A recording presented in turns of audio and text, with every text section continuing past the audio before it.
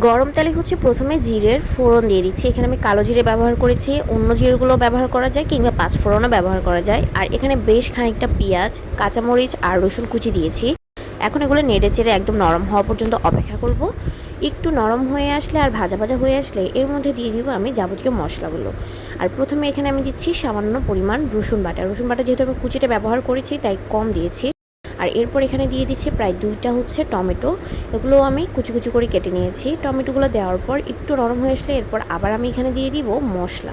তবে এখানে খুব বেশি মশলার কিন্তু প্রয়োজন নেই। গরম মশলা গুঁড়ো দিয়েছি, সাথে দিয়েছি লবণ। এখানে কোনো ধরনের গুঁড়ো হলুদ কিংবা গুঁড়া মরিচ ব্যবহার করব না।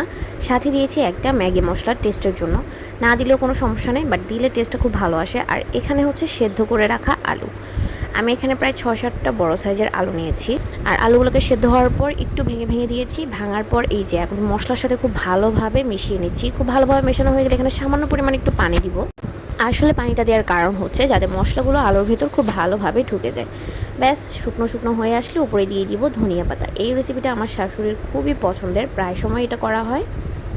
খুবই সিম্পল একটা রেসিপি, অল্প সময়ে বানানো যায় কিন্তু ভীষণই মজা। আর এটা কিন্তু যে কোনো কিছুর সাথে ইজিলি খাওয়া যায়। আর হ্যাঁ, এটা দিয়ে কিন্তু সিঙ্গারাও বানানো যায় খুবই সহজে।